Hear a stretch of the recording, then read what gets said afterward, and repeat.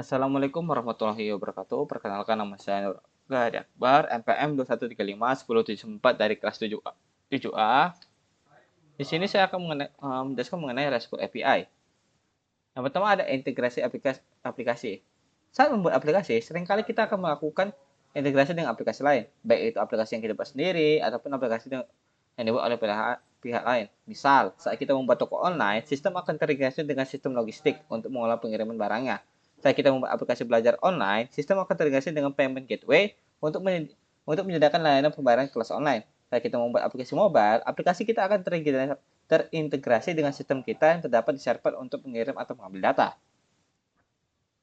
Cara integrasi aplikasi. Secara garis besar, terdapat 4 cara integrasi antar aplikasi, yaitu ada 4. Yang pertama adalah file sharing, database sharing, remote procedure invocation, dan messaging. Yang pertama adalah file sharing. File sharing merupakan integrasi aplikasi dengan cara berbagi file. Integrasi menggunakan file sharing adalah integrasi yang paling mudah dilakukan dan masih banyak dilakukan sampai sekarang. Biasanya, aplikasi yang memiliki data akan membuat file, misal Excel, CSV, teks, JSON, dan aplikasi yang membutuhkan data akan membaca data tersebut dari file. File sharing sangat bermanfaat ketika integrasi dilakukan antar aplikasi yang tidak terhubung secara langsung. Kemudian ada database sharing. Yang pertama ada database sharing merupakan integrasi antar aplikasi yang memanfaatkan database untuk berbagi data. Database sharing sangat mudah dilakukan ketika aplikasi berada di tempat yang sama dan bisa mengakses database yang sama. Aplikasi hanya perlu menyimpan data ke database, dan secara otomatis, aplikasi lain bisa membaca data tersebut dari database secara langsung. Yang ketiga ada Remote Procedure Invocation. Remote Procedure Invocation merupakan mekanisme integrasi antara aplikasi dengan cara membuat API yang bisa digunakan aplikasi lain. Aplikasi yang memiliki data akan membuat API, dan aplikasi yang membutuhkan akan menggunakan API tersebut untuk mendapatkan data dari aplikasi tersebut. Remote Procedure Invocation merupakan cara sulit, namun sangat populer dilakukan saat ini. Hal ini karena menggunakan Remote Procedure Invocation, integrasi bisa dilakukan dengan cara real time.